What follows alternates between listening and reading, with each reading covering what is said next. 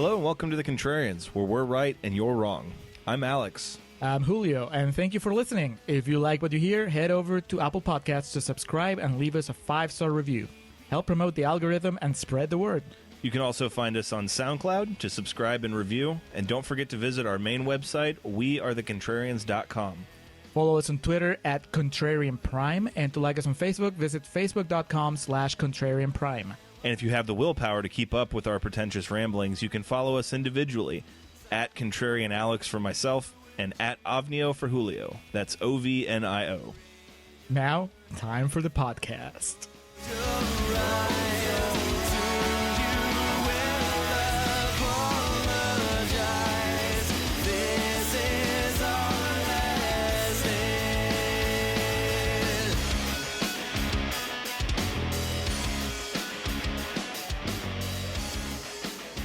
Gigli, or as the pronunciation on Wikipedia, Gigli, does not have rhymes with really. It doesn't? It does not. It's a 2003 American romantic comedy. Getting way ahead of ourselves here. Already. All right. Can't wait to be done. Are we recording, Julio? Yes, we are recording for Contrarians Corner. 4 Gigli rhymes with really. Good Lord, it's come to this. Well, hello and welcome back to the Contrarians, where we're right and you're wrong. My name is Alex, joined as always by my buddy Julio, manning the sound, of course. I just wanted to launch right into this. He had to make sure to stop me. Yes, it has come to this. A Simpsons clip show episode. This is Gigli. It's not really like one of those that's been like pressing. Like we've had a couple of those that were like, oh, we'll get to it eventually. The A-Teams that immediately comes to mind. Right. Like, we've had a few that it's like, oh yeah, we'll do. American Hustle was a big one. This is kind of one of those that when you brought it up, I was like, how has this not come up yet? Nobody's championed it, right? Like, usually those movies, either you or I or a friend of ours has been pushing for it to get here. Nobody really... Martin Brest emailed us and asked us politely not to.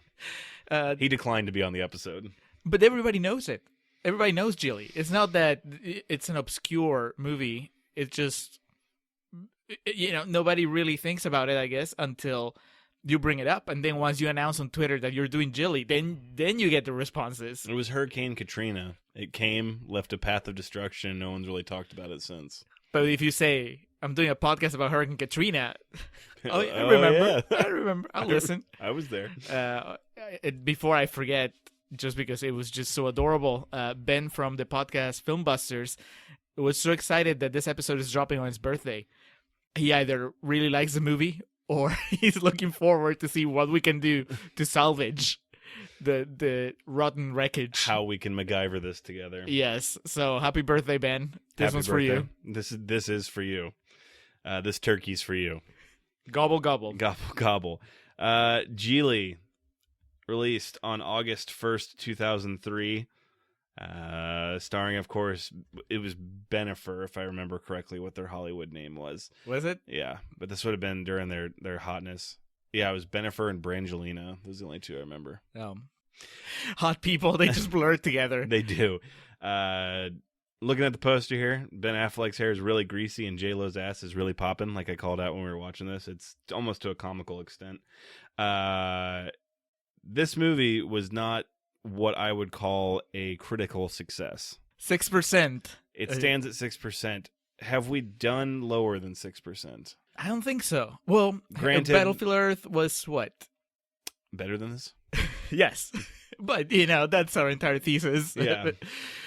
I was going to say we've done like 75 movies, but really we've done over 100 movies. Yes. So it's these kind of blur together. The only one I can off the top of my head call out the ranking for is Modern Times because it's 100%. Yeah. We haven't done a 0%, and Gigli might very well be the closest that we've gotten and maybe that we will ever get. And I think many could make a case for it being a 0%, but not that 6. So with that in mind, though, there's 94% of that critical population that wants this movie wants Al Pacino to off it. Yeah, and this is 2003, so by the tomato meter was popping by then, just like J-Lo's butt in that poster. So there's like 180 something reviews, just flood Wow. of rotten quotes here. This is the proverbial cornucopia of reviews. Yeah, so I tried to go with like some of the obscure ones. So it wasn't, that who's the guy, Henke? Michael Haneke? No, there's a guy that we quote all the time. Oh, yeah, Ken Hanke? Ken Henke. It was like, okay, calm down, Ken Henke. Let somebody else play. So we have Got this obscure critic, Roger Ebert. I skipped over Ebert as well. Eddie Strait. There you go. He wasn't, not yet. Judith Egerton from Courier Journal, Louisville, Kentucky, says, Gigli looks like a movie that writer-director Martin Brest made up on the spot. That is a generous quote. Yeah. It doesn't get personal. No. Sam Adams, the beer, from Philadelphia City Paper, says, Gigli won't be the worst movie to come out of Hollywood all year, but it's sure to be one of the most forgettable. Joke's on you, Sam Adams. Everybody knows Gigli. Forgettable it was not. And finally, Michael Atkinson from The Village Voice. Brest would have to go back to his outline to repair this lemon and give America something akin to what it's told it really wants. Lemon, like it. A helping of Lopez Affleck home movies. Whoa, Yikes. Michael Atkinson. Ooh. You're showing your true colors there. Yeah. Right under Michael Atkinson, Ken Hanke. But I will not read Ken Hanke's I would quote. like to reply to Mr. Atkinson. Where can I sign up for this Hadn't home the celebrity video? sex tape craze died down already? Because it was like Pam Anderson and Tommy Lee, When was it? Pam Anderson, Tommy Lee. like turn of the millennium, probably like 2000. That was still in Peru. Yeah. It's like, there what it was is this called technology? Where is the Motley Crew? Where is Tommy Lee's penis? Jesus, that dude's hung like a bear. At least for that time. Standards have changed since 2000. Gigli is about Larry Gigli, rhymes with really. He, according to the Wikipedia synopsis, is a low-ranking Los Angeles mobster. Again, for some of our more convoluted movies, I've always liked to go to the first paragraph of the Wikipedia synopsis. Are you calling this movie convoluted?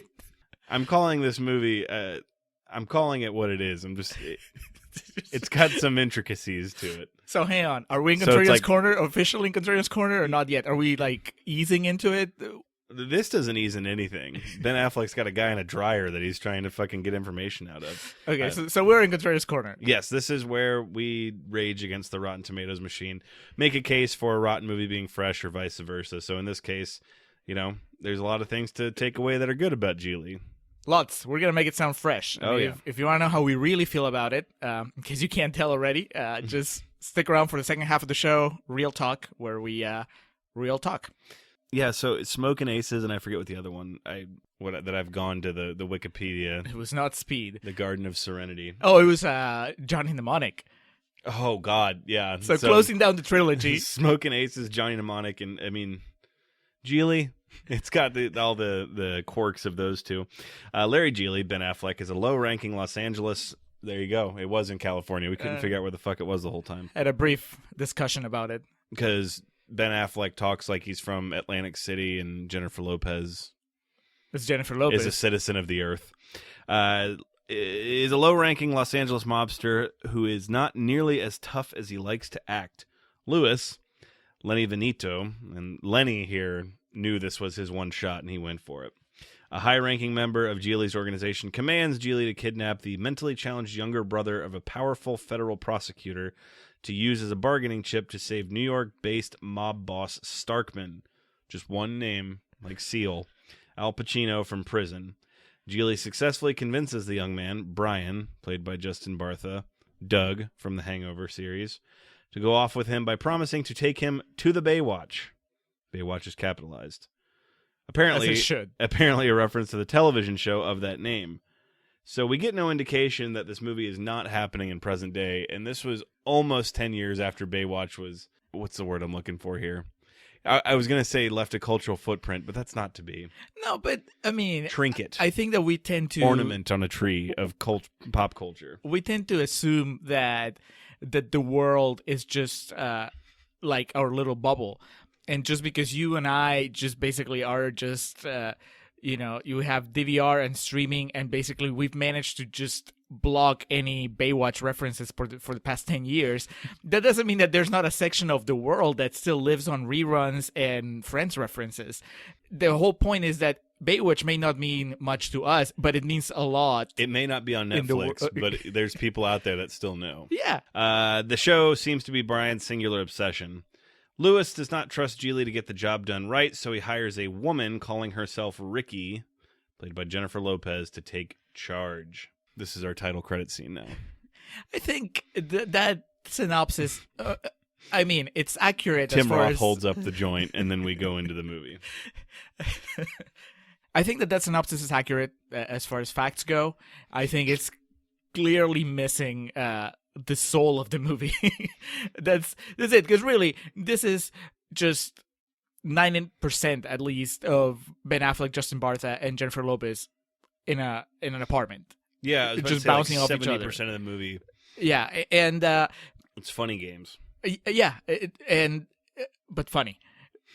And but really, what really makes the movie crackle, what makes it spark, is just the chemistry, the interaction, the comedic timing, and just the things oozing sex appeal. Well, yeah, no kidding, dude. I mean, we know that. Were they dating at the time? Yes. Were they not dating? Okay, so even if they hadn't been dating at the time, it's just palpable, right? Mm-hmm. You can see, you can feel it. There's this raw sex appeal. You have two extremely attractive people that are obviously attracted to each other, but they're acting because of the demands of their job.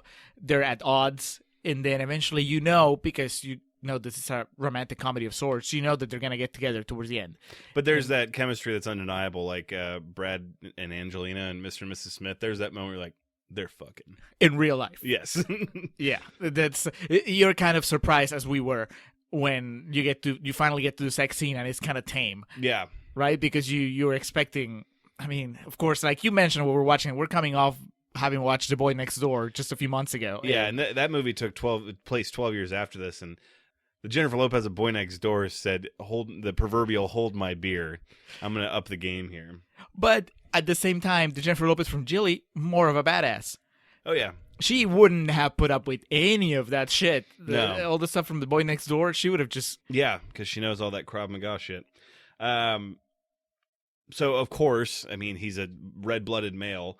Ben Affleck is attracted to Jennifer Lopez, and right from the jump, she's using her sexuality and image to kind of manipulate his way of thinking. But it goes both ways, because he has Sue. From the very beginning, Affleck is just... He's trying to pour on the charm. He's looking good. Yeah, and this is what this proves, though, is the logistics of why Lewis hired Ricky, because Gigli, Ben Affleck's character, is inherently flawed. He's not the brightest bulb in the Christmas tree, and this is proven by him completely dropping his guard just to try to woo the woman. Is it that he's not bright, or just that he's not a good fit for the job? Right? Because I got the feeling from the very beginning that he's too nice to be a contract killer. He's a little bit like Stallone in the first Rocky. Mm-hmm. He's not going to break the guy's hand. He's not going to kill the guy that doesn't have all the money. He's just too nice. And he's getting by because he looks big and can be intimidating, but really, this is not what he should be doing. And his niceness is exemplified in the good care he takes of his literal hostage, Brian. He prepares him food. Granted, it's not, it's not the Ritz. It's not fine dining. It's more akin to something our president would serve. And he also, against his will and against his better judgment, he reads him, not a bedtime story, but because he doesn't own a book, but, he does what he can to appease his guest. Yeah, despite the fact that he kidnapped him. That to me shows that he's a smart guy. He doesn't have any books at home, and the kid wants him to read him anything, so he starts reading him the ingredients from a Tabasco bottle. That's thinking on your feet. Mm-hmm. And it's good product placement, because I really wanted some eggs and Tabasco after that. That's how Gigli was financed. Tabasco Titans, and I think he reads some toilet paper instructions later. I'm just now thinking like Ben Affleck's house. Like if you ever go on a tour of it, there's one room that's just all Tabasco memorabilia, and don't worry about it. That's the Gigli room. I think that part of the movie's bad reputation comes with the fact that it's not the kind of thing that Americans are used to or Americans are expected. It would not surprise me if you told me that this movie did great in Europe, where they're a little more open about sexuality and a little more open about taking chances with your storytelling, right?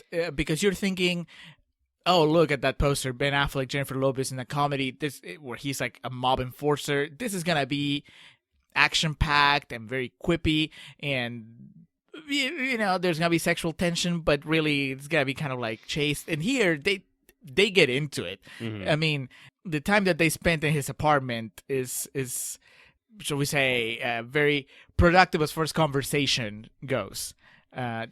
Sometimes you lose fact of what this is, and you think you're like in a Tarantino film, just with like how much the dialogue just naturally ebbs and flows in between the characters. I wrote Tarantino, eat your heart out, because even before we get to the monumental penis vagina monologue, which, let's be honest, that is just a takeoff of the Jules and Vincent Vega scene of the duality of man, the existence of God conversation. It just taking it to the next level. Yes. Martin Brest watched Pulp Fiction, and he was like, all right, let's do to Affleck's career. Anything you can do, I can do better. Yes. This actually was one of Tarantino's top 25 movies of 2003. It does not surprise me in the slightest. But yeah, these conversations, they get sexual really quickly, which is how it would happen in real life. But of course, you put that in an American movie, even if it's rated R, it just people cover their eyes and run away and then slap a green splotch on the Rotten Tomatoes website. This is how people talk, and this is what happens when you have attractive people around each other that are unattached to anyone else. So, yeah, are you telling me you put Ben Affleck and Jennifer Lopez in an apartment for 24 hours? I don't care if Justin Bartha is in it or not. The conversation's gonna come up. Yes. It doesn't matter if she reveals that she's a lesbian. Affleck's done this before. He has, and he's done this on this podcast. Yes. As you were watching it, didn't you feel like, wow, this is Chasing Amy, but done well? It's like, this is Chasing Amy, but there's just this stark lack of goatee. Yeah, I think they had to handicap him somehow. Because obviously he's more masculine than he was in Chasing Amy to begin with. So they had to at least take the facial hair away. It's more of a believable approach. I think the only thing that was missing was the Brian character should have been played by Jason Lee. Oh, I thought you would say Jay Muse. No. Can't hack it. We need less Jay Muse on this podcast. We need more Jason Lee, always. Absolutely, now and forever. The tensions are mounting, both just from an emotional standpoint, sexual standpoint. This thing's just a fucking powder keg that's ready to blow. It's the proverbial bratwurst that's ready to split. And that sounds like something Affleck would say in this movie. Ben Affleck offers up his big bed to share. He doesn't want Jennifer Lopez sleeping on the floor. So we get like this, it's Butch, another parallel to Pulp Fiction. It's Butch psyching himself up before the big fight. Ben Affleck's pumping some iron, talking himself up, looking at his tattoos in the mirror. I thought of Vincent. I also went to Pulp Fiction, but I thought of Vincent. Well, the different, are you talking about Vincent at the... After Mia's OD and... Yeah. Marcellus's house. Yeah. But no, he's talking himself out of it. Affleck's talking himself into it. That is true. Yeah. That is true. Now, he comes out and Jennifer Lopez is reading a book. I think she hears him talking himself up and she just kind of rolls her eyes. Yeah, but she was meant to hear him. I don't think that he was trying to be quiet. I think he was trying to give her a preview of what was going to happen when he came out of the bathroom. He was peacocking. He was like, here's what's to come. So he comes out, gets into bed, curls up next to her. There's some hot, airy dialogue exchange between the two of them. Come to find out, the whole gist of this is we find out that Jennifer Lopez's character, Ricky, is a lesbian. And Affleck's a bit taken back by this. But we're not, because he's been dealt this hand before. Yeah, but see, to me, that's genius filmmaking. When you make the story work on two different levels, at least. So you have the story on the surface of Gigli, and there's this character, and now there's this ultra-masculine guy with a heart of gold that suddenly is trapped in this apartment with this really attractive woman that's not interested in men. And that alone is a good setup. Mm-hmm. But then on top of that, just the genius of casting Ben Affleck to play this part. Because, like we've been saying, he's done it before. So that's not accidental. Yeah. Everybody involved in the making of this movie knows that in Chasing Amy, Ben Affleck wooed a lesbian. It was like casting Mickey Rourke in The Wrestler. Yeah, he wasn't a pro wrestler, but he's been there before. He's been the up and down. Exactly. Yeah. So to me, that's smart. We've mentioned before in this podcast that it can be a good move or a bad move to cast an actor based on the baggage that they bring to the part. But in this case, the baggage is perfect because I think that it really makes you appreciate Affleck as an actor. Here, he's putting on a performance that's so different from what he did in Chasing Amy. And yet he's faced with the same problem. Yeah. It's like, what has he learned in the, what would it have been? 5 years? So 99, God, Chasing Amy? but those movies seem like from different lifetimes. I mean, a bit of real talk. Just like the way they're presented, the like state that the actors were in, the social tones of it. It really seems like, it seems like it's from two different millenniums. It's come up in the podcast before because we've done Affleck movies or movies where Affleck is in there for a little bit. It's come up that he can look so different just age-wise. The harsh reality we had to accept that he was older in 200 Cigarettes than he was in Chasing Amy. Right. And here, despite looking 10 years younger. Here he looks almost like Botox out. Did you get that feeling that he was just so young? He was shiny. He was very wax statue-esque. Yeah, and I know that part of it is just, I think it's meant to be part of the character. I think that's just a design look. This is not like Travolta in Swordfish, or no, it wasn't Swordfish. Travolta in Be Cool, right? Where you think that that's not the way he's supposed to look. Oh God! But here it was just the person that killed John Travolta cut his face off and wore it to the movie. The guy that liked Face Off a little too much. But yeah, here, regardless of what they planned for the movie, the fact is that if you're watching Affleck movies back to back to back to back, he looks like he's aging and de-aging. Even though you're watching them in chronological order. Yeah, he's a chronological chameleon. He's a chameleon. Yeah. You never know. You could watch a Ben Affleck movie, like Rob Zombie used to always say about the Ramones, between like 77 and 94. You could go see the Ramones and you would not know what year it was. You can watch a Ben Affleck movie and have no concept of time at all. So, Gigli, Larry, he must be known locally as a guy with some bad connections, because in our next scene, I would say a cameo, but he gets a credit in it, so we can't really say this is akin to his scene in Pulp Fiction. We just keep going back to Pulp Fiction, but that's really... Well, let's be honest. This was Pulp Fiction with the 2003 drab over it. Right. In Halo, you get the default drab, and then you work up to it, and this one got a new one. And just laid itself over the mold that was set. You don't use a cookie mold the same way every single time. Sometimes you put some chocolate dough in there. Change the sprinkles. Yeah, exactly. And that's what happened here. So Christopher Walken kicks in the door, and he... does he have a name? I was in awe of his delivery and presence. He comes in, Affleck and J-Lo. And let's be honest, it's not every day we get Christopher Walken and Jennifer Lopez sharing a screen together. Or Ben Affleck, for that matter. Walken and Affleck, has that happened? I don't know. I mean... Feels like it should have. I was about to say, I can accept that. My brain can compute that more than seeing Lopez and Walken, dueling for supremacy. Well, he was originally supposed to be her husband in The Boy Next Door, but... It's the scene where DiCaprio answers Martin Sheen's phone in The Departed, and it's just the shots of Matt Damon and DiCaprio back and forth. Yeah, I mean, the tension is equal. He comes in to basically give these two stars a workout, because so far it's just been the Affleck and J-Lo show. He's hosting an acting seminar. Right. I think that 30 minutes into the movie, they've gotten a little too comfortable, and so Martin Brest brings one of the big guns in, and it's literally just Walken monologuing for what, I don't know, between 5 and 10 minutes of just solid Walken acting, and while J-Lo and Ben Affleck react. I can comfortably say he could have gotten his message across in 15 seconds, but that wouldn't be the Christopher Walken way. I would have felt cheated.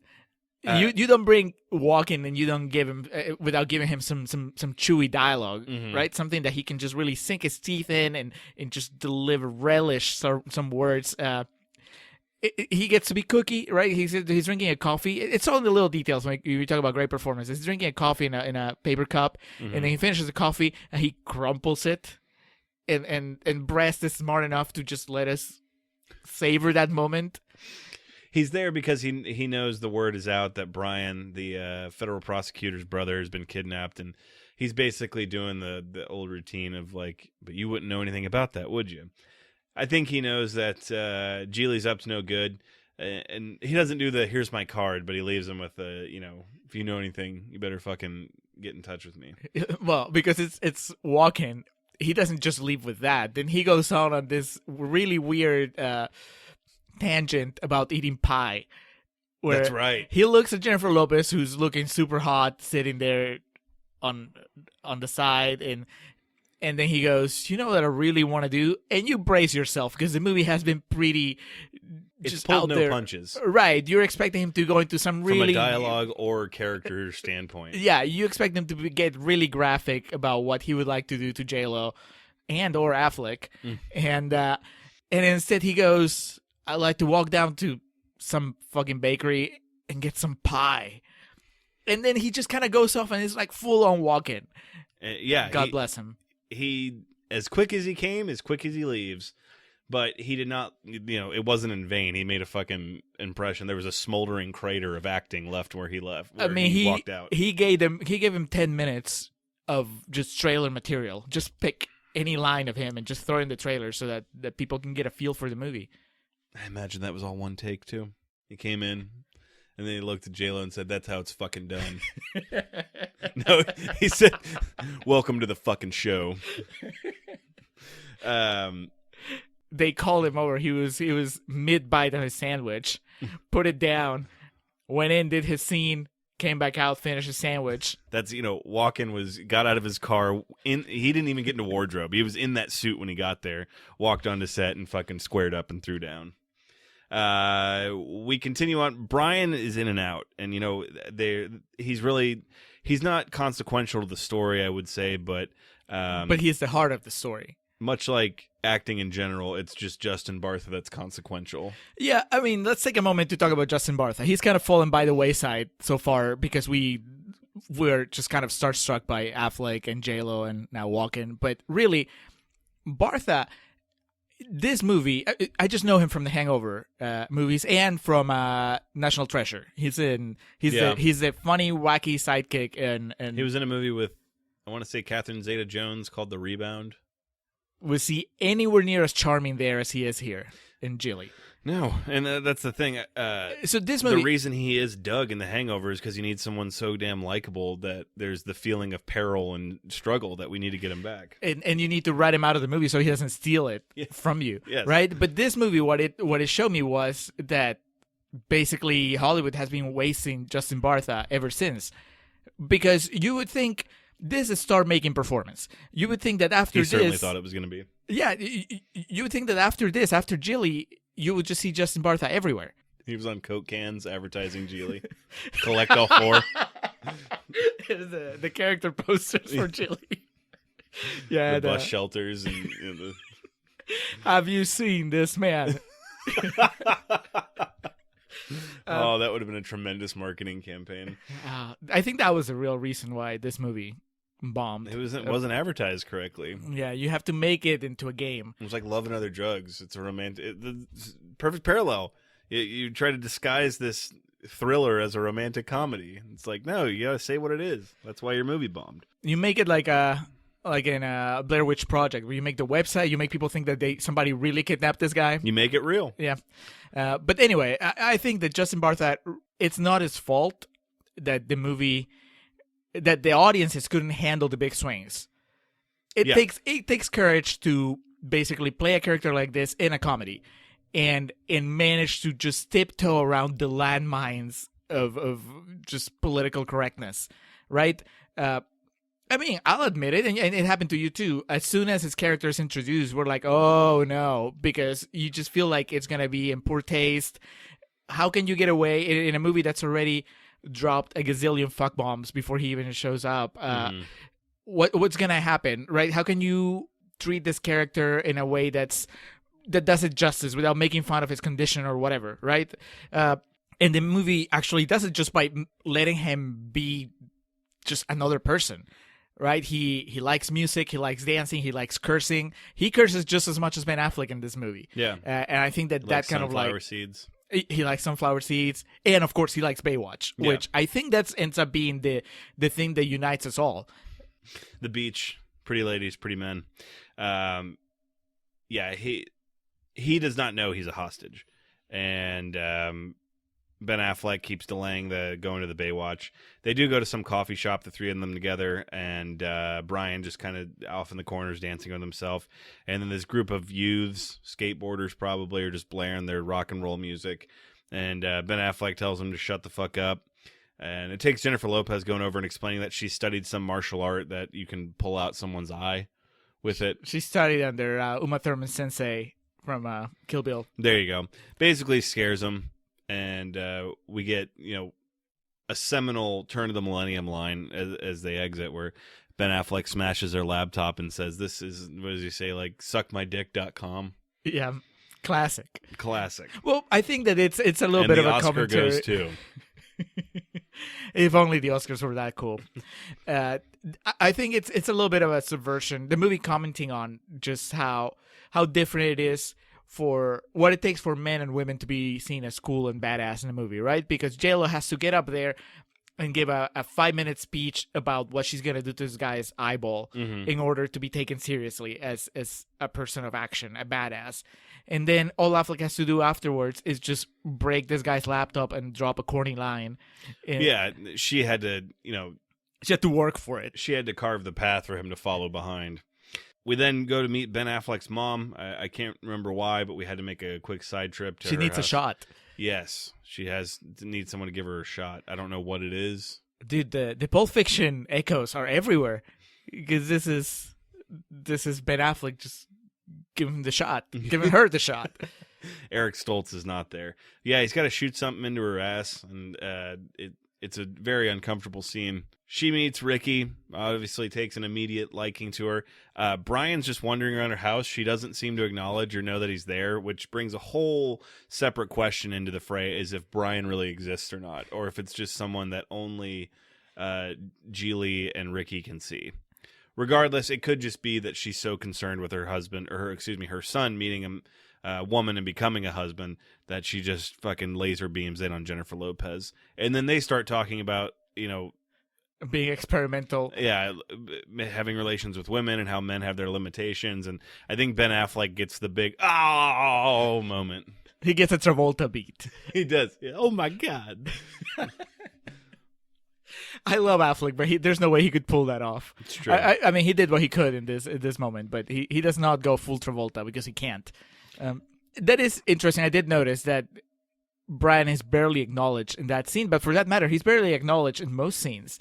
You're right. The only person he's harmless. Yeah, he interacts with Jennifer Lopez and with Ben Affleck, and that's about it. Everybody else ignores him, and I think that is the movie making a point of saying that maybe we just don't pay attention to people that are mentally challenged enough, right? And even when they are a vital part of the movie, we still manage to keep him on the side of the plot. That is Martin Brest saying a mouthful. That night, after the big conversation with between his mother and Ricky, we get this very Braveheart-esque monologue about the penis from Ben Affleck. It's essentially the Seinfeld conversation that Elaine and I believe either George or Jerry have about the woman's body being a beautiful thing and the men's is basically a utility vehicle like a Jeep. But it's just taken to a way more elegant, drawn out, seductive, sexy, juicy conversation between the two. The argument of, what the most powerful sexual, I wouldn't say organ, but what's the word? Appendage is. And obviously Affleck's case is the penis, and J-Lo argues it's the lips. And the reason for that is because they mirror, and now these are her words, not mine, my pussy. We paid $4 to watch this movie. We did. Typical movie rentals on Amazon Prime are $1.99. This was $3.99. I felt that this was $3.99 content that we were getting. Yes, this scene alone, I think it's worth the $4, and it's a bargain. Because you get two powerful monologues, I would say, for the price of one, except that there's more to come.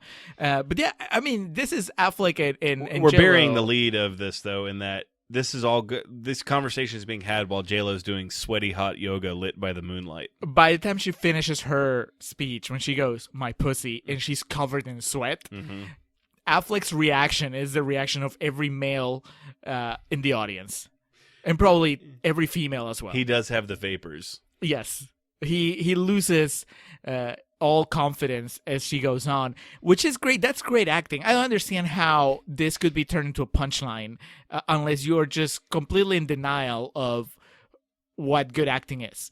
Right? This is later on in the movie, he gets to cry a little bit and he gets to get a little passionate about his emotions. But this is, to me, maybe his greatest moment of acting in the movie, where you see him slowly lose the bravado and just go like, without saying you're right, he's like, you're right. Vaginas are better than penises.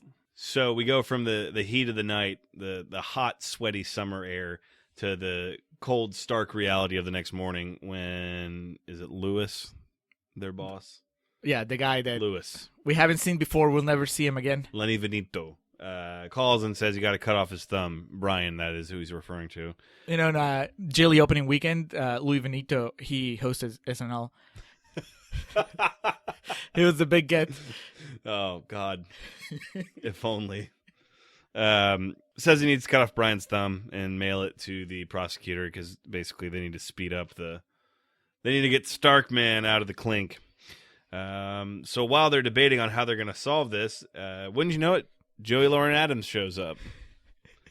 Oh, I'm sorry. She was too busy. So she was unavailable. They got not Joey Lauren Adams. But she's playing the Joey Lauren Adams. Missy Kreider was the name of the actor. The character's name apparently was Robin. From this moves quick. You got to keep up with the scene. This is for where the movie. The movie takes its time in every aspect except for this one. Yeah, we go from spurned lover to suicide attempt really fast. Yeah, she's apparently Ricky, J-Lo's ex-lover. J-Lo just doing a horrendous job of contract killing and letting her ex-spouse or lover know where she's staying. Which I love and because what she's doing. That's good, though, because we're maybe halfway through the movie and it's time to basically take her down a notch, right? The movie has been pummeling Affleck and showing him as incompetent, too good natured to do a good job, and she's coming across as the total pro. Yeah, and it's getting a little one-sided. So it's nice that now that's fair. This balances it back out. Yeah. She gets her private life coming back to haunt her. So she comes in, she accuses J-Lo of switching teams, and she's a hetero again. She's telling Ben Affleck to go fuck himself. The whole rigmarole. Then she just up and says fuck it and grabs a butcher knife and slits her 2 wrists, and this is like shocking television. To go back to The Departed, this is fucking Leo getting shot coming out of the elevator. Did not see that coming. Nope. And it's such a great blend of comedy and drama, and because really she's holding up her wrists and they're bleeding, and we're all like, what the fuck's going on? And then Brian, who you might have already forgotten that is there, Justin Bartha, has a great delivery of she needs some Band-Aids. Yeah, and then we just cut to the ER, and we don't ever see Robin again. We see Jennifer Lopez talking to somebody. We don't know who it is. And if it is Robin, we don't know what condition she's in or where she's going off to. Alex, it's going to be okay. You know how? You know how I know? The score. The score, excuse me. Yes. Let's take a moment to talk about the score here. If you have any question of what you're supposed to be feeling in this movie, don't worry. The score is there to help you out. Which is good, because you had to read the Wikipedia synopsis because the movie's so complex. While you're watching, you don't have the Wikipedia synopsis right with you, but you have the score. That's correct. John Powell holds your hand throughout the entire 2 hours and 1 minute of the film. Much like everybody else involved in this movie, John Powell poured his heart out. So we know things are going to be all right because the score kicks in and makes us feel as though everything's going to be okay. We also know that Ben Affleck is developing real feelings for her because he sees her and he goes, I think he says, that's a real woman. That's a great girl or something. And then the music swells. So while they're there, why not 2 birds, 1 stone it? So they're at the hospital. Ben and J-Lo connive this plan in which Brian and Larry go to the basement to go to the freezer, find themselves a cadaver, and Larry finds a pack of plasticware and uses the knife to cut a thumb off because he's got to send it off to their target. And he does. They go to FedEx or wherever the fuck the next day, and J-Lo is single, clearly, and she's back on the market, and she's trying to win over the sales clerk that they have there. I mean, the whole thumb thing, it's almost like an excuse so we can get to this scene where she's flirting with the FedEx girl, and Affleck gets jealous, and then he's like, "Hey, yo!" He gets his we can't call it anything but his big chasing Amy moment. This is him. After this in the car, telling Joy Lauren Adams how much he loves her, and this is here. They're driving, and he tells J-Lo that he's a sad man because every night he's in love with a stone cold dyke. Yep, that's his the words. Quote. His words, not mine. This movie doesn't mince words. It does not. Doesn't surprise me I didn't do well in America because generally we protect our audience a little too much from language that could be offensive unless you realize that it's in the context of a movie that's trying to be realistic in the way it depicts how people talk. Mm-hmm. So he pours his heart out to Jennifer Lopez, and she just kind of absorbs it. You don't really know what's going to come of it. But the music lets you know it's going to be okay. It's going to be all right. We go to that night. He tucks Brian into bed, reads to him, goes through the whole nightly routine, flexes, goes back to bed with Ricky. There's a discussion about fingernails and the way one looks at fingernails determines masculinity or femininity. Essentially, Ricky's trying to get Larry to admit that, he does have some feminine tendencies. And this, of course, as it would with any conversation, leads to her moving in for a kiss. She says, "You're probably gay," and he says, "No, I'm not." And then she goes, "Prove it." But it's much better written than what I just said because it's Martin Brest. Yeah, she goes they start making out. She gives him the old Sizemore where she gives him the nipple tweak, and he has a bit of an issue with it. It's not the cry for ecstasy that Sizemore would give you, but they start making out, and then she breaks and lays down, and this is where we get probably the most iconic scene of this film. As previously in the penis dialogue, or monologue, I should say, Affleck proclaims to know exactly how to, fillet a woman, and Jennifer Lopez is like, well, you can't talk the talk, you can't walk the walk. It's turkey time, and he's like, hey, the fuck you talking about? And then she spreads her legs and says, gobble, gobble. And so, see, here to Welcome to the annual Thanksgiving rotation of films. This is iconic, right? This is anybody, whether they've seen Gigli or not, they know this scene. Mm-hmm. You and I, this is our first time watching it, and we knew, the turkey. I posted that we're doing Gigli on Twitter. Everybody hits me with like turkey quotes and turkey gifs. And yes, I think that it's easier to laugh at it than it is to really absorb the scene for what it is. The magnitude. Well, yeah, because it's being very frank about sexuality, and you don't get to see this in movies very often, where you see a woman just so in control and so confident of her own body and her desires. And yes, she said that she was a lesbian, but just like we saw in Chasing Amy, but in a much less subtle way, I guess. Mm-hmm. She can do whatever she wants. Yeah, it's the year 2003, and for her to take Affleck to task for it, for the way he's been talking, and for him to melt in the way that he melts in that scene, you don't see that often. And she's I think in control. It should be celebrated rather than mocked. But of course, Puritan United States of America. Oh my God, they're just having fun with sex, and they're being like really honest about how they feel. Fuck this movie. 6%. They're killing the business. It's a sex scene that ends in a cuddle.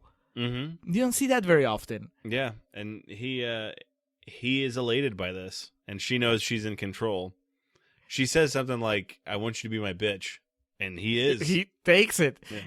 You were saying as it was happening, you said, I really hope that they show his face when he goes in. And they did. Yeah. Martin Brest is a master director. Yeah, and Affleck, this was world-class acting in this scene. You believe that he was really... there was penetration? Lars Van Trier was brought in as the guest director. His name was kept off the project.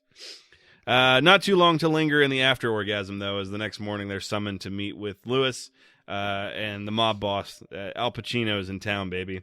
and they've got him for 30 minutes, so they need to use him as best as they can. Pacino's there with a ponytail, and say no more. Yeah, I'm in. Sold. To bring it up to quick speed, Lewis kind of concocted this plan all on his own without running it by Starkman.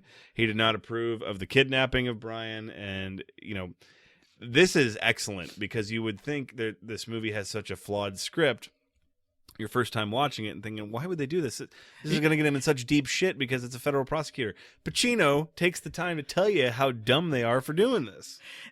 It's great because the entire time, yes, you're right. You just kind of have to fall back into telling yourself, well, it's a movie. So it's movie logic. I'm going to have to give him this one. You give that one concession so you can enjoy the rest of the story. That this really dumb plan would make sense. So to have Pacino validate your initial reaction is great. It rewards you for sticking with the movie. Yeah. And Pacino gets the last opening credit. He gets the "and Al Pacino." Perfect. So you're waiting for it the entire time.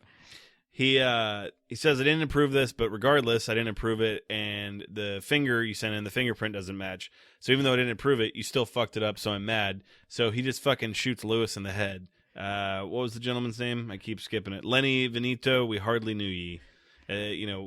Early contender for the Embry here in 2019. Goes out with a bang, literally. Literally. Starkman's about to kill Ricky and Larry for fucking it up. J-Lo then talks him out of it. She uses the word derelict, which I was really impressed by.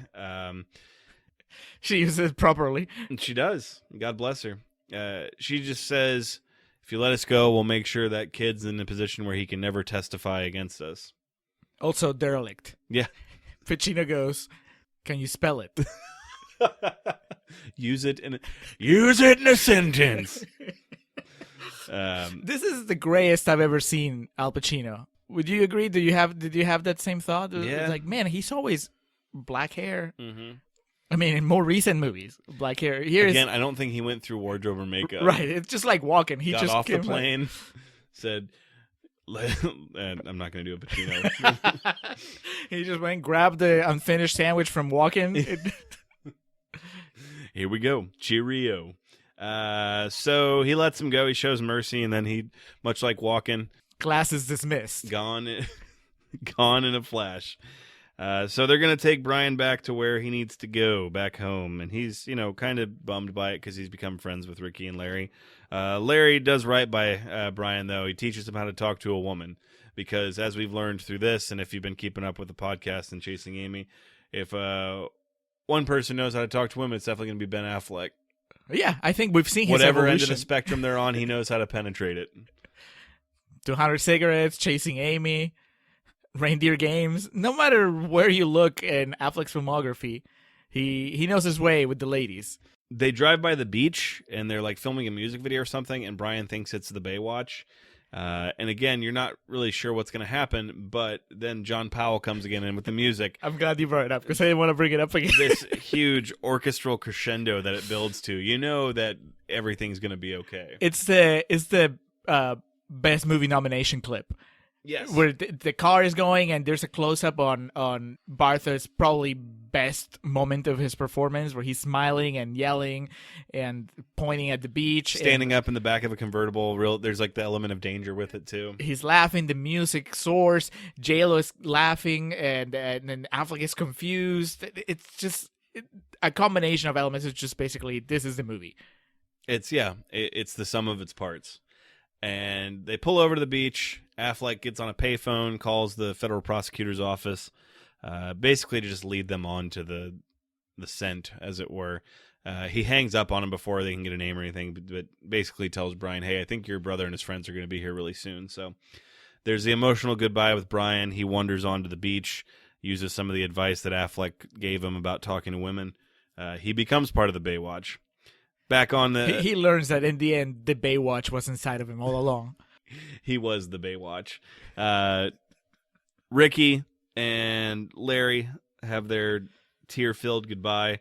He says something like, if you ever decide to give men a try, give me a call, or something that in a lesser movie it wouldn't have gotten away with. If you ever decide to hop the fence. Yes. Hop the fence again. He says this while teary-eyed and his voice is cracking. Yeah, that is... Affleck can pull that off. And I couldn't tell you, like, right off the top of my head, like, how many movies have... In which movies... But I know that the kind of the shot where he's not looking at the person directly, just kind of like side-eyed, and he's tearing up, and his jaw is kind of trembling because he's gonna cry. That's an Affleck shot I've seen many times, and every time it works like a charm. Where I believe it. He changed. He's a changed man. So she plants a big one on him. They have a goodbye kiss. He gives her the keys to his car and says, go ahead and take it. I'm thinking of getting a new fresh start. He then goes and just kind of walks off into the sunset on the beach, and he's walking along parallel to the coast. And that was the original ending. Test audiences didn't like that J-Lo just drove off without him. And like you said, it's a silhouette walking against the sunset. And when the day comes that Ben Affleck does pass, that will be his in memoriam clip at the Oscars that they show. It'll be the last one they show, too. That's how they close the in memoriam. Ben Affleck walking to the sunset with a leather jacket. It'll be like the Grammys the year Joe Strummer died, where it's the last fading one, and then the curtain comes up, and it's a bunch of people playing London Calling.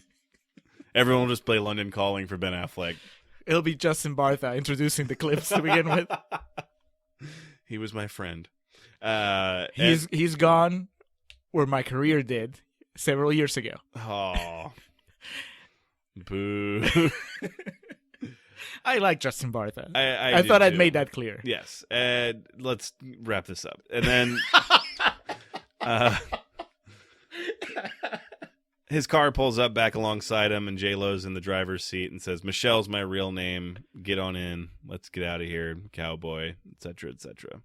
She makes it clear, though. She makes two things clear. One, because he said, "Oh, so you're hopping the fence?" And she's like, "I don't know about that."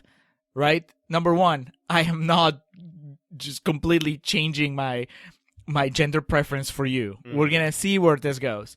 And number two, she says, "I'm driving," which I thought was refreshing, empowering. You don't want to, the end of this movie, it's been calibrated so well throughout its runtime. You don't want to make the mistake of making it all like an Affleck win. Yeah. He gets everything. He gets the girl. He gets his car back. He's going to get a new start. But no, hang on. You're going to have to change your ways because now J-Lo's calling the shots. Yeah. I thought that was great. The sequel would have been about J-Lo. Sequel would have been called Ricky. There was a sequel, actually. It was called Ricky and the Flash. And Meryl Streep played the J-Lo character. They went a completely different direction. Didn't even mention... Daniel Day-Lewis played the Larry character, the Gigli character. Yeah. The original ending featured Gigli being killed, but after negative response to by Justin Bartha, the ending was reshot and re-edited. Justin Bartha just drowned him. Here's the Baywatch, you motherfucker! Oh God, Gigli was originally developed with Sylvester Stallone in mind for the lead, who dropped out and was later replaced with Eddie Murphy and ultimately with Ben Affleck. That is a roller coaster of recasts.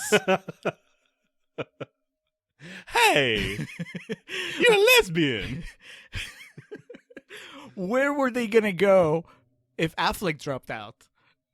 Justin Bartha, and then just put DJ Qualls into the role of Brian.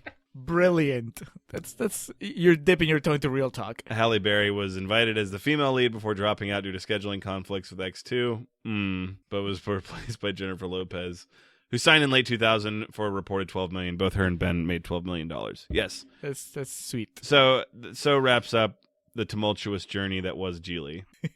Well, let's go to real talk so we can real talk this. Let's talk real about this. You know something? You're right. It is sadness. It's sadness, and I'm fucking sad. You got me. You're a genius. You know why I'm fucking sad? Because I got this fucking beautiful, sexy, gorgeous, heartthrob-orama, fucking smart, amazing, bombshell, 17 on a fucking 10-scale girl sleeping in a bed right next to me. You know what? She's a stone-cold dyke. A fucking untouchable, unhavable, unattainable brick wall fucking Dikesaurus Rexi. So it's sad, okay? What do you want me to do? I feel fucking sadness about that. It's nothing I can fucking do.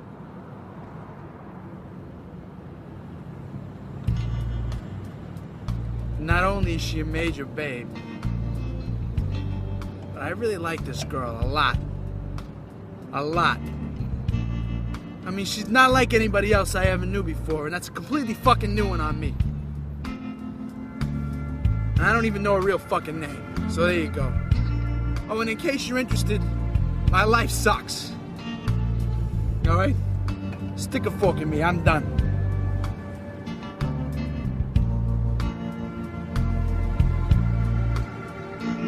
Okay, and we are recording for Real Talk. The king is dead. Long live the king. I think I know what you're referring to, and I kept containing my desire to ask you the question as we were watching the movie. Is this worse than Christmas with the Cranks? It is. We've reached the final frontier here on the Contrarians. We've reached hallowed grounds that we had previously thought impossible. Christmas with the Cranks has been dethroned. Dethroned officially. I agree 100%, by the way. Good. Get my usual shit out of the way here first and foremost. Gigli, directed and written by Martin Brest, released on August 1st, 2003, had a budget of $75.6 million for a box office return of a little over 7. So Ben got 12, J-Lo got 12, that's 24. What the fuck was the other 50 million going? Pacino, Walken. Yeah, you had some powerhouses. Don't forget there. about Justin Bartha. You had to fucking pay John Powell for that score too. I mentioned the first part about there was the alternate ending where Gigli got killed, right? Yes. Okay. Which sounds amazing. I don't know how. Did they shoot it? Because I would love to see it. It was apparently because it was at the test screenings. That was what tanked at the test screenings. So the Criterion should hold the should have the alternate ending. The Criterion's just titled Larry. Received such bad reviews that it was dropped by every UK cinema after 1 week. Is that why they have, what's it, like a British accent? The girl that doesn't hook up, but the dances with Justin Bartha at the end. Yeah, I mean, that could have just been the proverbial cherry on the shit sundae, but that was their attempt at cracking their national market. Yeah. Due to the negative experience making this film, it caused Martin Brest to retire from directing. Apparently, his original vision was a straightforward, like, mob thriller, and I couldn't even tell you who the studio was, but they insisted it be turned into a romantic comedy, hoping to capitalize on the relationship between Ben Affleck and Jennifer Lopez. That is really dumb. You don't say. I don't understand how it spirals out of control so badly, though. I mean, I guess they rewrote the script to where it was unrecognizable, and maybe because they used the words retard and dyke for comedic effect. Yeah. I don't know where to start with this shit. I'm not done. Okay. Became the first film in the history of the Razzies to sweep the top 5 categories: Worst Picture, Worst Actor, Worst Actress, Worst Director, and Worst Screenplay. So not even then did Justin Bartha get any recognition. It was the Razzies equivalent of It Happened One Night from 1934. First film to win the Oscar Grand Slam.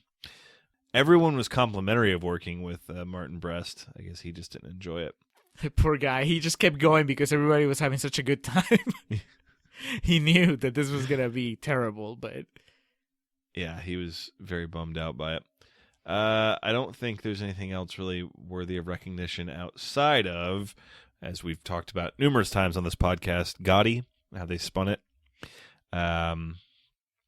FX, when this movie reached syndication, they basically capitalized on all the negative PR it got, and were like advertising it like, watch this movie, it's the worst movie ever. Watch the movie you never saw, that you heard of, that type of thing. They were not as creative to say as the critics. Put the hit out. My God. That was bad. But okay, Horrible. hang on. Let me get through the quotes How? real fast. Can anyone? There are some people that liked it. Barry Paris from Pittsburgh Post-Gazette says, writer-director Martin Brest's offbeat characters have been a screen treat in every quirky action comedy he has made. Except this one. Yeah. That's what he's missing there. Dustin Putman from thefilmfile.com says, why Gigli is getting so widely lambasted from other critics, I do not know. It may not be a life-changing motion picture, but it is always likable. Most of all, and most importantly, it has a good heart. That's horrendous. Martin Brest might have a good heart. I don't know that the movie... Not after this. He developed a heart condition. He had a murmur. Lynn Cockburn from Jam Movies says, a hoot. A fluffy hoot, but a hoot. Nope. And finally, Chuck the Movie Guy from comingsoon.net said, I love Gigli. Julia Roberts and Richard Gere probably wish they had this type of chemistry. Oh, Did they have chemistry? I didn't think so. I haven't. Oh, I was about to say I haven't seen anything with Julia Roberts and Richard Gere. What is it? They're in the Pretty Woman Runaway and Bride. Runaway Bride. Yeah, Pretty Woman. You haven't seen Pretty Woman? maybe. Anyway, fuck Julia Roberts, Richard Gere. They're not the subject at hand here. Do you have anything? Did anyone else like this shit? Okay, so he didn't like it, but because you mentioned Ebert while we were watching the movie, I did look up his full review because I remember reading it at the time. Motherfucker said it was like had potential but was disappointing. Yeah, like the Rotten Tomatoes quote is something along the lines of it just needed 15 minutes trimmed off and it would have had something. Yeah, the Master sucked, but this was, a rough draft of something good. He gave it 2.5 stars. But here's a paragraph that I found. This is basically what I think that's what he gave the Master, the fucking dick. They're similar. So he says, consider the matching monologues. They've gotten into an argument over the necessity of the penis, which she, as a lesbian, feels is an inferior device for delivering sexual pleasure. He delivers an extended lecture on the use, necessity, and perfect design of the appendage. It is a rather amazing speech, the sort of thing some moviegoers are probably going to want to memorize. He continues. Then she responds. She is backlit, dressed in skin-tight workout clothes, doing yoga, and she continues to stretch and extend and bend and pose as she responds with her speech in praise of the vagina. When she's finished, reader, the vagina has won, hands down. It is so rare to find dialogue of such originality and wit, so well written, that even though we know the exchange basically involves actors showing off, they do it so well we let them. That paragraph is better written than anything in the movie. I don't understand what Ebert saw in it, but I was about to say I don't understand if someone of his lore and knowledge could be that wrong. I disagree that it's well delivered. I think that's my main problem with the movie. There's a sea of problems. But my main problem with the movie is that Affleck sucks. And we've praised Affleck in different episodes of this podcast. But this is maybe the worst thing I've ever seen. He from looks him. like, I'm trying to think of the most extreme example I could make here.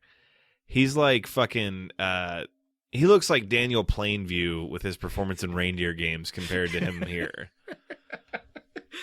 He looks like someone who's trying to be a bad actor. Right. He doesn't look like an actor. I think that's the thing. If I didn't know that was Ben Affleck, I would watch this movie and go, wow, where'd they get this guy? And there's no way he's ever doing another movie. Have you watched The Room? The actual movie? I've seen enough clips that I feel like I've seen the movie. That's what it felt like. Yeah, that level of just unawareness of how bad you are. Yes, that level of like unawareness is the word.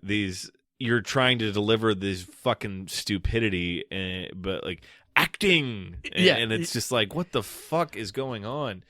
And Jennifer Lopez, God bless her, gorgeous, very talented woman. Never particularly thought acting was her strong suit, but she does have, these moments here and there. She has a sass. Yeah. The pussy speech is not one of them. No. No, I mean, to be fair, in their defense, it's not like they're helped by anything. They're not helped by their co-stars. They're not helped by the script. They're not helped by the director. Everything is against them delivering any sort of good performance. But on top of that, especially Affleck, I don't think that they're just good at all. I think that they're off. They're not funny when they're supposed to be funny. Most of the movie, Affleck is just playing off one emotion. He's just like an angry dude, and it's not funny. When he slams Justin Barth against the wall, calls him a retard, it's just cringeworthy. Yeah, and we say this a lot on the podcast, and it's something I'm sure if you talk about movies very often at all, the phrase "doesn't age well" will come up.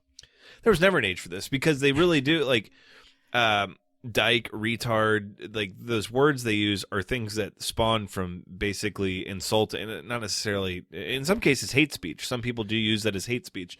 And in this particular movie, every time those words are used, they're used either for comedic effect or to try to fucking drive home some big dramatic point. Like when Stone Cold Dyke was the quote I had written down where Ben Affleck was like professing his love, and it's like, one, you fucking moron. Like, if you're really in love with that person, don't insult them. And then it cuts to Jennifer Lopez, who's like, oh. Yeah, I think that's the problem with that scene. Yeah. That she seems moved by his speech. Yeah. And therefore the movie feels like it's endorsing everything he said.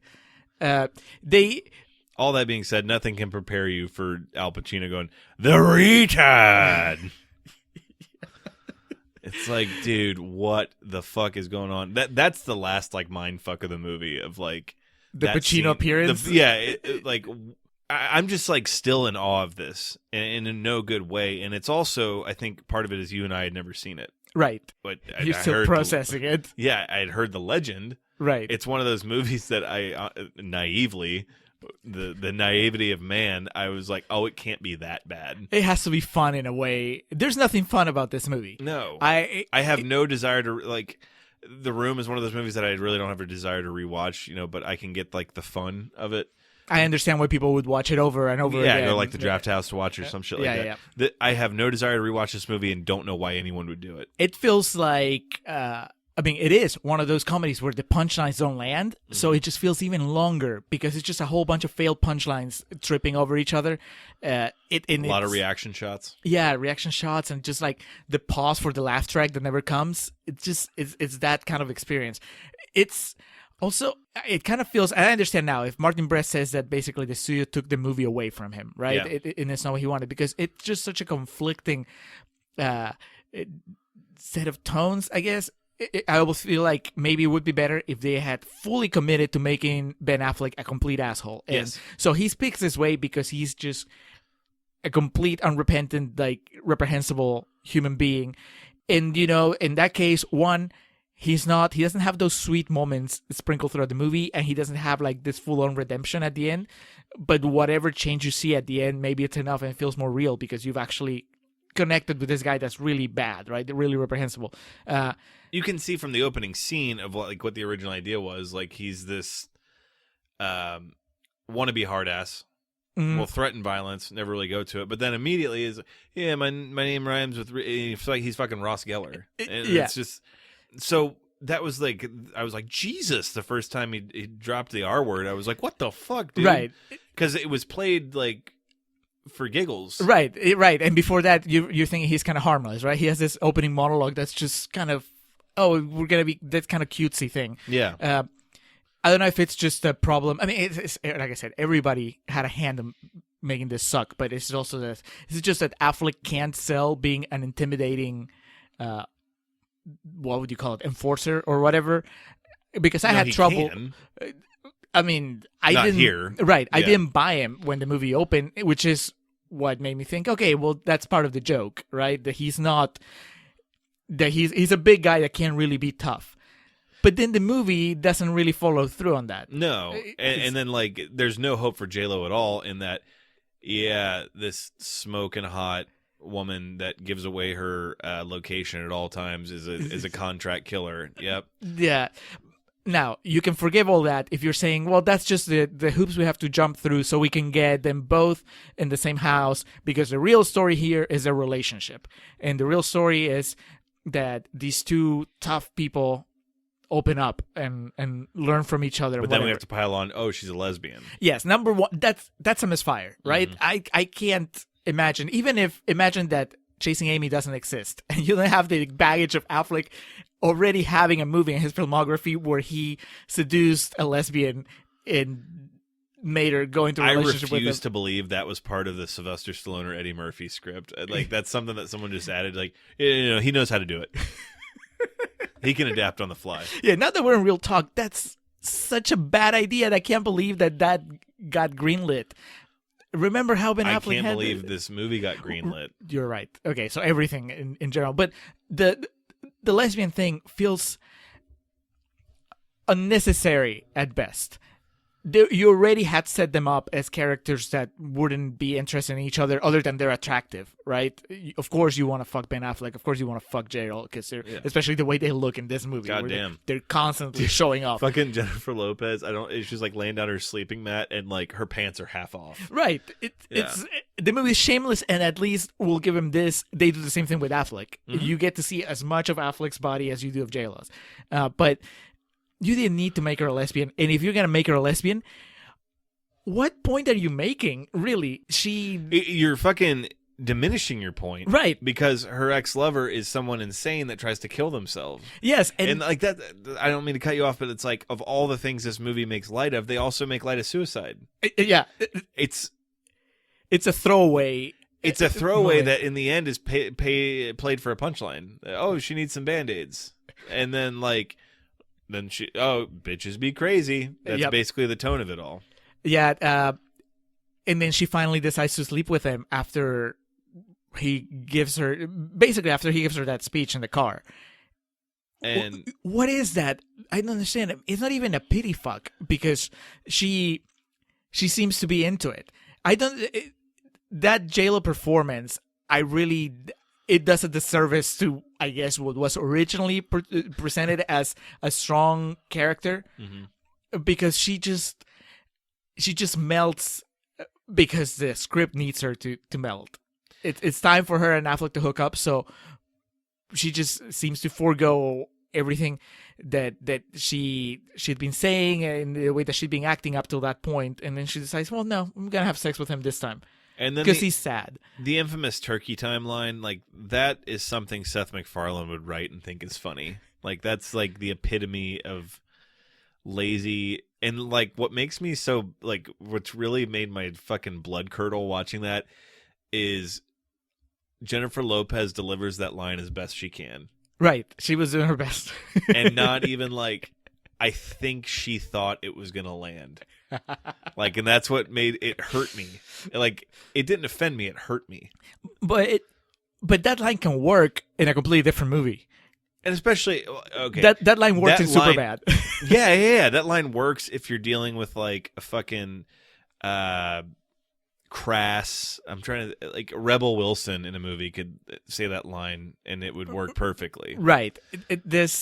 But you've built this particular character, this Ricky, as like kind of this hard ass no nonsense. Even if she had just done like show me what you got, that would have like made sense for what's going on. I praised it in Contrarians Corner. It hurt my feelings. Well, I praised it in Contrarians Corner for being crass and being in your face, which would be real praise if it really was doing that constantly. If it was a movie where, well, Turkey Time or Gobble Gobble or whatever was wedged perfectly within scenes that were of that caliber all around. If JLo was constantly like just quippy and just talking about sex that way, but instead her previous speech, the one about the vagina, it's kind of poetic. Yeah, not good poetry. It's not good, but it's a completely different kind of scene. Yeah, it felt gross hearing her say pussy. I was like, she didn't want to say that. And all this mixed with the saccharine scenes where they bond with Justin Bartha. We'll get to Bartha in just a minute. Yeah, we're saving the best for last.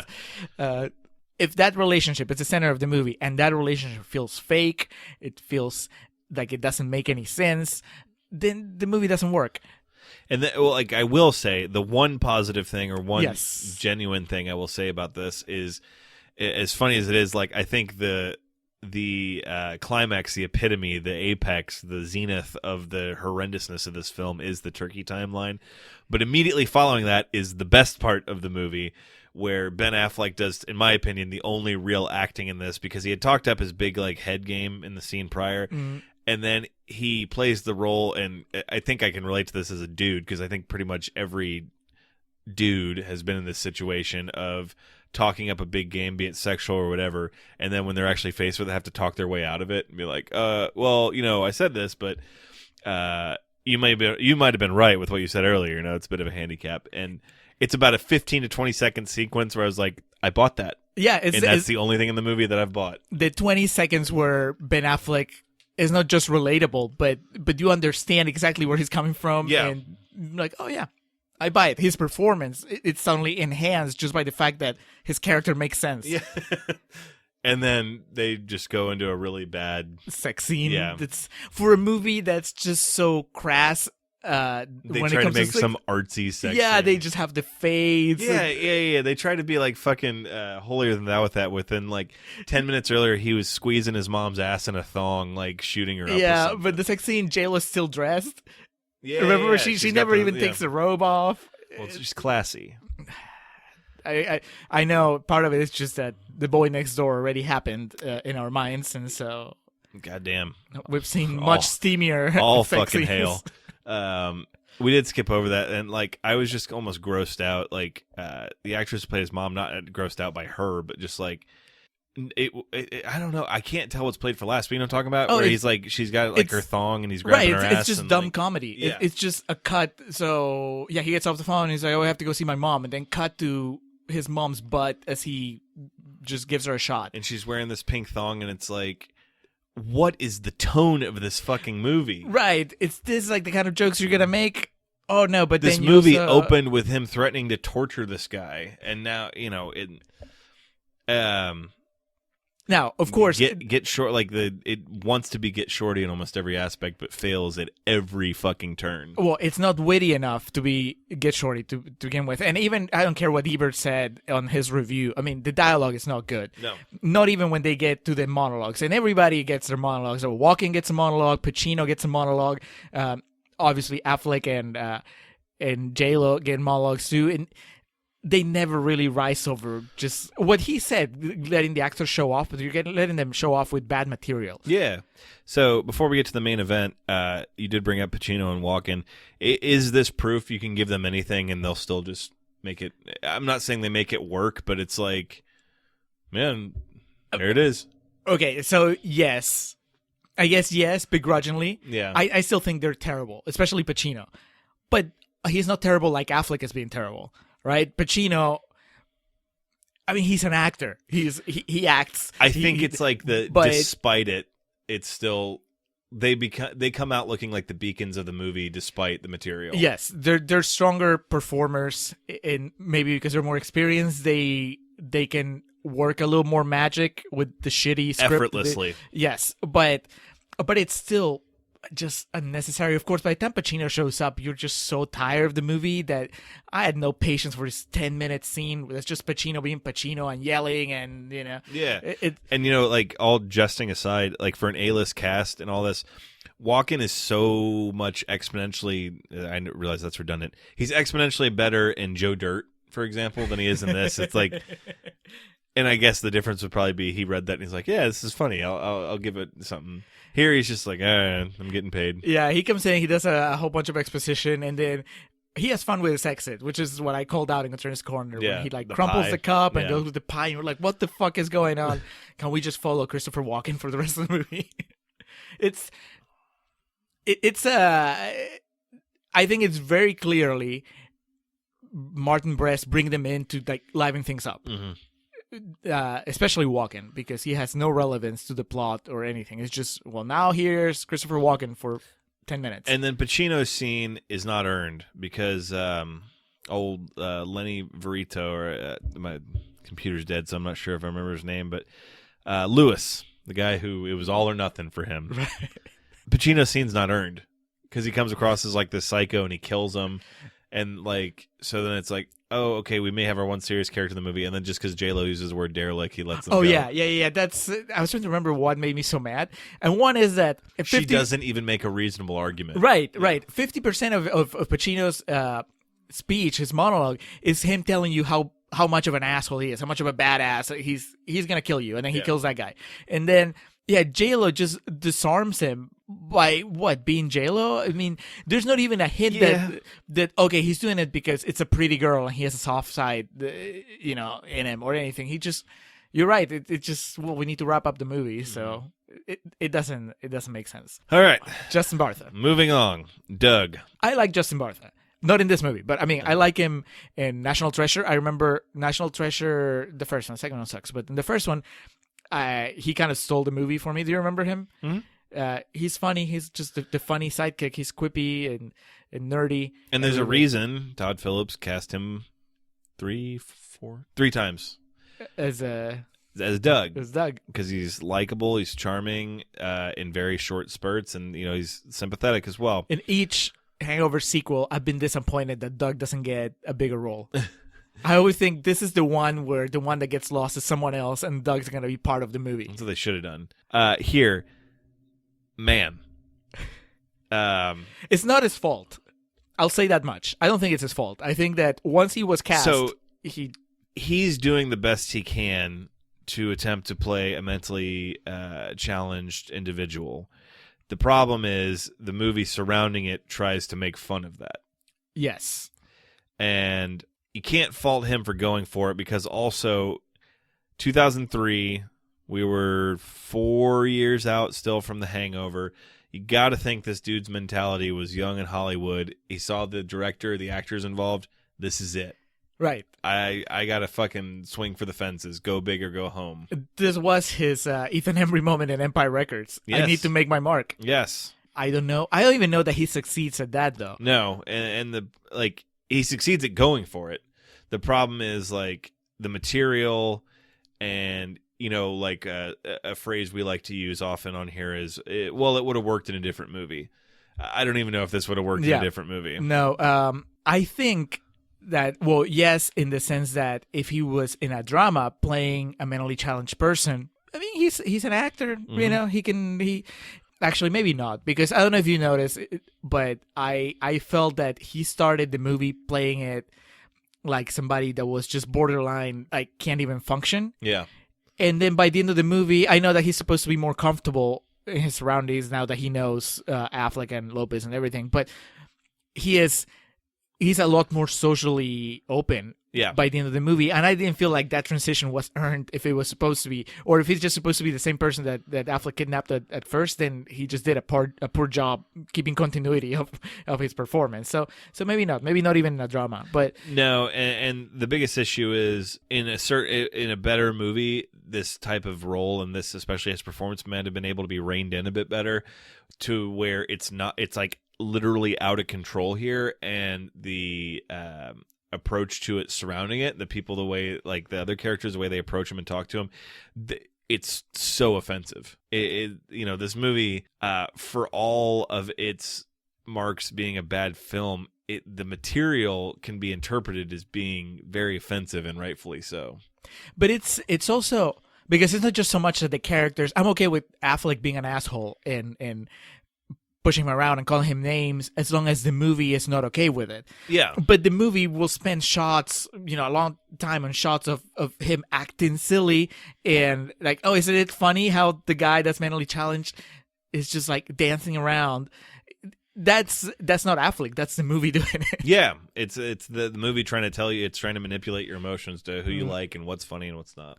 Yeah. So you can and can't fault Justin Bartha. I mean, again, with how much we've done this, we kind of sometimes get an insight to what people are thinking, and I can understand his thinking, being that, look at this platform I'm on, I need to be memorable. But and also, I think you put your trust in the director, and you're just going, well, if I'm going too far, or if this isn't working, then they'll tell me, and they'll rein me in, or they'll tell me try this other thing, but he's just it doesn't work. It just, even from the pitch moment, I would imagine this would be something that as a movie executive, a producer, whatever, it would give you pause if they pitching you Ben Affleck and Jennifer Lopez in an apartment where they're like competing mobsters or whatever, taking care of a mentally challenged guy.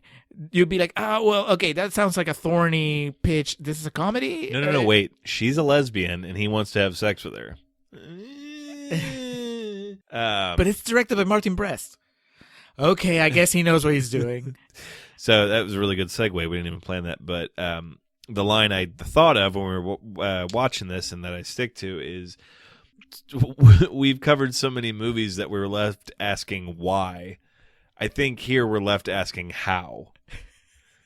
How did this get made? It's not even a why. I mean, why is after? Why is grown-ups? Why do we need this? Like, why do you need more money? Right. This is how. How did someone say this was okay? How did Ben Affleck, who is a more than seasoned actor at this point, Martin Brest, like, how did this happen? So Brest would tell you that it was studio interference. Correct. That he pitched a movie and then the studio wanted to capitalize on the romance of its stars, and that completely transformed his vision.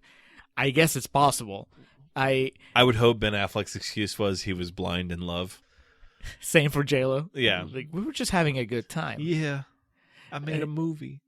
So, I mean, if that is the case, in Brest is I mean, you never know. He's like, I don't know what was his movie before this one, how long it had been since he had made a movie, but if he just finds himself in a position where, like, well, I either get the job done no matter what hurdles they're throwing at me, or I walk away, but I can't really afford to walk away because it's not like I'm set up for the next Marvel movie or something. Yeah. He just has to do what he had to do.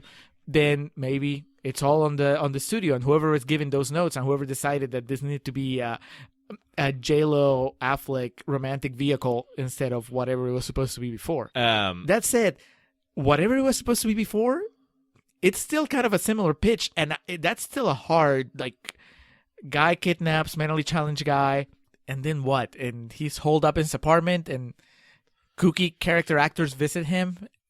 I've never seen Mercury Rising, but that's my understanding about the plot of it. Is I think Bruce Willis. That's where the kid can see the kid. code. Yeah, he cracked like some government code, and so the government's after him, and Willis is protecting him. I think something like that. But from my understanding, that one of the things was the audience couldn't get completely comfortable watching like an autistic kid in that situation, whereas like this is like you're expecting to market this movie to mainstream audiences, and like how do you expect them to just be okay with everything that's happening in here? It's peculiar. Yeah, I think it actually, well, now that I'm thinking about it, it's probably an easier sell as a drama or as like a crime thing, because then you don't have to deal with the problem of this mentally challenged character has to be funny. Yeah. Definitely. Like the idea, who knows? Maybe he could potentially pull it off as drama, and like Justin Bartha would have been toned down. But yeah, to your point, they're like, no, it's a comedy. No, it's a comedy. Yeah, talk about penises and vaginas. J-Lo's going to say pussy. While sweating. Man, and this isn't even like... this isn't even short. God damn, no. It's fucking... And it's like, at the end, too, it seems like it offends me. Again, that Jim Cornette line. It didn't offend me. It hurt my feelings. Like, of... when they keep cutting back to Ben Affleck watching Justin Bartha on the beach, that's like literally like 4 minutes of the movie. Yep. And it's 2 hours and 1 minute. It could have been fucking 75 minutes. Yes.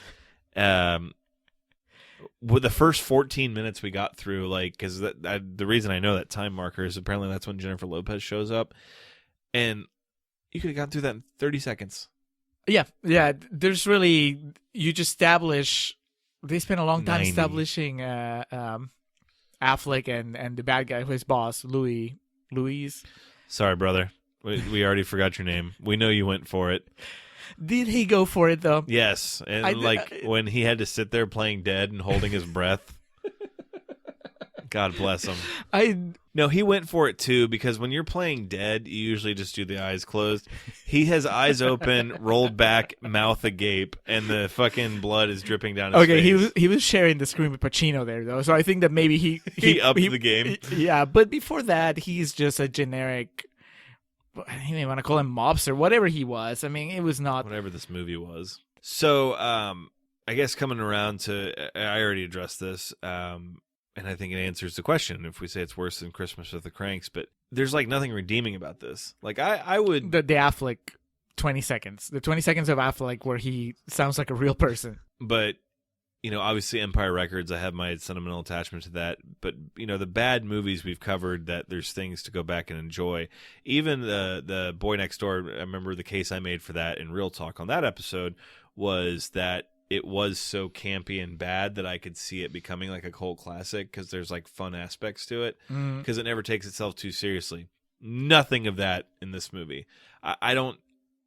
There's a reason the Draft House doesn't host midnight screenings of this. It's a very rare movie that's so bad.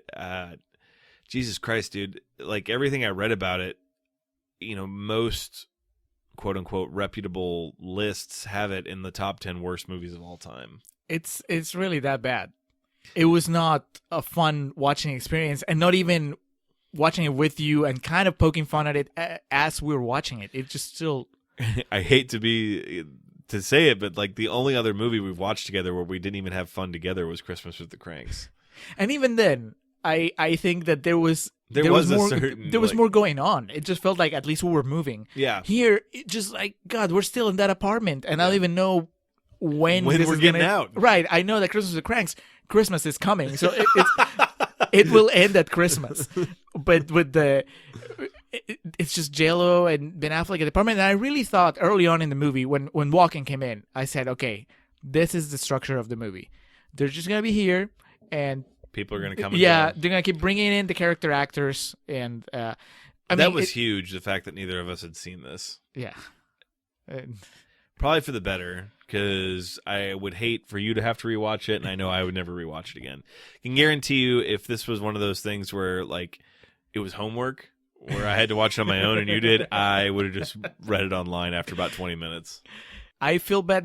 My takeaway from all this, really, having heard the trivia, is that I feel bad for Martin Brest, if you believe it. Absolutely. Because can you imagine being in charge of this disaster and just not being responsible for it, in the sense that it didn't come out of you, but you're still responsible for it in the sense that your name is attached to it. And on top of that, it's the last thing you did. Yeah, it just breaks you to the point where you're like, fuck this. I am not going through this ever again. This is no way of earning a living. I wonder if there was a Hollywood premiere for this. Some movies that are so bad they don't do it. Yeah. Like, I wonder if there was one for this. Or is this one of those where critics were not allowed to, the embargo until like 5 minutes before the movie came out? Or they're not even invited to watch a movie. There's no screening. So do you want to? It was Justin Bartha and 47 of his closest friends. Oh, Jesus Christ. What a movie. It's done. Yeah, and everybody bounced back except for Martin Brest. Mm-hmm. What did J-Lo... I mean, she's never going to struggle. She's too beautiful, and she is talented. Which she also has her hands on like so many pies. Right. Yeah. She sings, she produces, she acts. And Affleck's great. And Bartha, I mean, any one of those Hangover movies is probably never going to have to work again. It's crazy too when you're watching this and you're like, wow, Ben Affleck, Academy Award winning director. Yeah. This is the man behind The Town, Gone Baby Gone, Argo. So he has to have known that he was in shit. Or maybe not, because he was much younger and, taste develops. I mean, truth be told, he could have just thought, him and his girlfriend were just doing this thing. He may have not realized the magnitude of it. For all we know, he thought he was shooting some straight-to-video movie. He didn't realize he was going to end Martin Brest's career. And he lays awake every night with the guilt of that. So Giggli's done. That's it. That's it. Strong opening salvo for our awards season. Yeah, and I'm glad it's over. We can only go up from here. You would think. The peaks that we've hit so far and the valleys, none were deeper and lower than this. But this is great because next episode is Shakespeare in Love, which you don't like, but there's no way that you'll dislike it as much as Gigli. So win-win. Fucking politicking ass bullshit. So, moving along to our closing here, which always starts with plugs. For plugs, we'll start, as always, with the Festive Years, who provide our opening and closing tracks. Opening is Last Stand, closing Summer of 99. I think a new bit on the podcast is we'll just say we're going to use some of their new music, because I mean, me personally, especially when I edit these, I'm so accustomed to using those songs. So, the Festive Years, be sure to check them out. Yes. Our logo, Hans Rothgieser. Beat me to it. I usually throw it over to you. Yeah, he's extra kudos to Hans Rothgieser this episode, because, dude, he's such a team player. I don't know what to call him. He saw that. Okay, first off, briefly, we're on Instagram now. Mm-hmm. We're just it's in its infancy. We have like 3 posts. Yeah, and but Hans saw that we were in Instagram, and he saw that we were using, the logo. Like, the first post was just like the logo, and he's like, "Hey, I saw that you were on Instagram and you posted the logo that I made. Do you want me to just draw you a logo for Instagram? I can do like the little tomato with its microphone." And I'm like, "Sure, that sounds great."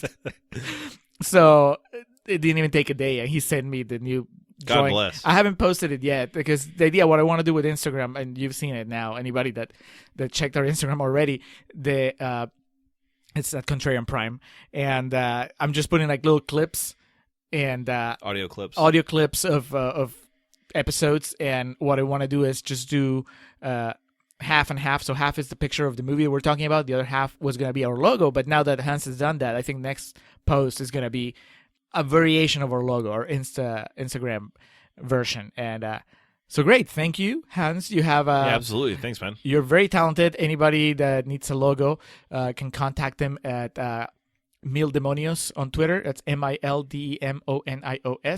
Or you can email him at mildemonios@hotmail.com. He also has a podcast called Nacion Combi, where he talks about Peruvian stuff in Spanish. So if you know Spanish and want to know about Peruvian stuff, listen to it. They're on Spotify, just like us. We don't have Spotify listed on our thing because we did the intro before we were on Spotify, but we're on Spotify, and so is Nacion Combi. If that's how you like to listen to your podcasts, that's where we are. Excellent. For my plug this week, not one of my New Year's resolutions, I guess it would be. I'm trying to change my ingestion in terms of movies, music, television, getting back to reading. Point being, what I want to do is I need to start ingesting new content. So what I've been trying to do is going through and watching movies that I own that are still in the shrink wrap that I haven't watched before, instead of watching fucking Drive for the 80th time. Watching new television shows instead of just Parks and Rec and The Office. And like I told Julio, Parks and Rec and The Office, I'll always fall asleep to that. But I need to start putting new things on. I need to start using my brain for new things. So totally, I watched The Way Back this week, which not necessarily like a glowing plug for anything like that, but a really fun, simple, innocent movie. Really enjoyed it. But the thing I want to plug, because it's going to be ongoing updates, is when I used to write about MMA, I wrote for Fight Hub TV. I would do columns and reviews. Anchor Bay, the DVD production company, would send me screeners of UFC DVDs. Somehow I got on their movie and television distribution list, despite I never reviewed them. So they would just send me shit. So I have this really rare collector's edition of Battle Royale they sent me for review, and these like horrible indie movies they produced and released. But they also sent me during this time the first season of a television show called Magic City. Are you familiar with this show? The comedian? Jeffrey Dean Morgan? Yeah. Yeah. I never watched it, but I know of it. It was a Starz original, and I had it on my TV shelf for a couple years now in the shrink wrapping. And so in going through this, I was like, okay, this is a new show for me to watch. So I've started Magic City, and I'm 5 episodes in. The first season's 8 episodes. It only goes 2 seasons. So it is tremendous junk food television. It's very predictable. It's way over stylized, but Jeffrey Dean Morgan's awesome. Danny Houston plays like this insane mob boss to the point of like, he makes Tommy Lee Jones and Batman Forever look tame. Like he's out of control. I don't know, I can handle that. Yeah, it's based in I think it's the late 50s in Miami. It's going on during like the Cuban Revolution and shit, and it's one of those things of it doesn't take itself too seriously, so I can get through it pretty easily. And the episodes are really engrossing. And a big thing for me, like my thing with watching Breaking Bad for the first time last year, those television shows that are like hour-long episodes, 40 to hour-long minute episodes, you're like, oh, okay, one more. But then they'll have like those huge hook endings. It's like, fuck, I have to watch another one now. So for the next probably 3 or 4 episodes, we'll do continual updates on Alex's journey through Magic City. Again, if you've watched it and dislike it, I'm not trying to say that it's quality television. I'm just saying that it's really fun for what it is. 5 episodes in, though, what rating do you give it? That's the problem when the scales become subjective, but it's probably like at a 7, like if we're doing like 1 out of 10, or like if it's probably like a B- right now. Okay. Yeah. And a huge part of Jeffrey Dean Morgan's incredible. His character is the only one that has like moderate complexity to it, because he's the owner of this hotel chain, but that needs to succeed. So like the first episode is him ordering the head of this union to be killed, but he's friends with the guy, so he's struggling with that. He's trying to manage a hotel while he's like fighting this police investigation. All the other ones are just fucking black and white characters. He's the only one with complexity to it. And as we saw in the Fred Claus episode, you need complexity, you go to Jeffrey Dean Morgan. So you need a charmer, you go to Jeffrey Dean Morgan. Exactly. So I will plug Magic City for right now. That may change in the episodes to come, but that's where I'm at. Okay, so before my plug, the guys from, speaking of cool people, just like Hans Rodgieser, Daniel and Dean from the IMDb podcast, they played our promo like 3 or 4 times already, and we've only played theirs once. Okay. And so I was listening to one of the recent episodes, and I heard you and I on our promo again. I was like, fuck, we're falling behind. I know we mentioned them throughout the whole Keanu Reeves catastrophe we had, but still. So I said, hey, do you want us to play your catastrophe? promo? It was not. There's just some people out there that have yet to come around to our way of thinking. Yes. So I asked him, I was like, do you want us to play your promo on Gigli or Shakespeare in Love? And they said Gigli. What does that mean about how they feel about Gigli or Shakespeare in Love? I don't know yet. So Ben, from the earlier we dedicated his birthday to, he wanted on the Gigli episode as well. So I'm pretty sure there's some hot anticipation for the well, numbers to be that fair, this is gonna do. it's not like Ben picked when his birthday is. But you said he was excited. Yes, he was. So yeah, I think he just likes us. If I had said, "Hey Ben, for your birthday, do you want us to do Gigli or Shakespeare in Love?" that would have been a more accurate. We would have had a better understanding of it. Anyway, here's the promo for the IMDb Journey podcast. Hey you! Yeah, you! What are you doing after you finish this great podcast you're listening to? Well, whatever it is, you're going to blow that off and listen to the IMDb Journey podcast instead, hosted by Daniel, that's me. And Dean, that's me. Join us on our journey as we tackle the IMDb Top 250 list, breaking down one movie a week, giving our own rankings as we go, as well as our incredibly intelligent and insightful thoughts too. We also throw in a random quiz or movie battle every once in a while and have a punt on it, because us Aussies, we love a good punt. Daniel, this is a G-rated promo, you can't say that. I said punt, Dean. Punt! You dickhead. So come join us on the journey by subscribing to the podcast on iTunes, Stitcher, or any other podcast apps, and follow us on Twitter at IMDb Journey. And now back to your regular scheduled programming. So now for my actual plug, because it's been just probably a couple episodes since last time we mentioned Chas Fisher, and this is dropping on a Wednesday. So you have 2 days to, if you live in Australia, go to Flickerfest. Just look it up online. Chas wrote a short that's going to be playing there. Fuck yeah. And he posted a link on Facebook, and I saw it, and it's about a guy getting a vasectomy. I don't know if that's inspired by Chaz's like dreams of I'm just picturing Chaz walking out of an operating room like Kramer when he got his vasectomy, like stiff-legged.